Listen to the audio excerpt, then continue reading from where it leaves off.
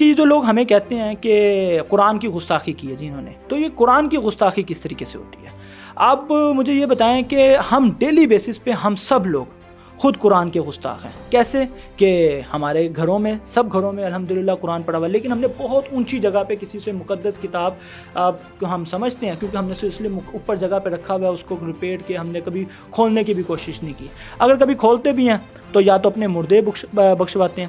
جب کوئی گھر میں کوئی فوت ہوتا ہے یا کبھی رمضان آتا ہے یا کبھی ایسی کوئی کنڈیشن ہوتی ہے تو ہم کیا کرتے ہیں، قرآن کو کھولتے ہیں اور کچھ سورتوں کی تلاوت کر لیتے ہیں۔ ہر وہ بندہ قرآن کا گستاخ ہے جس کے گھر میں قرآن پڑھا ہوا ہے اور اس نے کبھی ایک دفعہ بھی قرآن کو خود سمجھ کے پڑھنے کی کوشش نہیں کی۔ اس نے کبھی کوشش نہیں کی زندگی کے اندر کہ میں اس قرآن کو سمجھ کے پڑھوں کہ میرے اللہ نے مجھے اس قرآن کے ذریعے کیا ہدایت دی ہے۔ بھولا بھٹکا انسان جب اللہ کی طرف آتا ہے، ہدایت کی طرف اس کی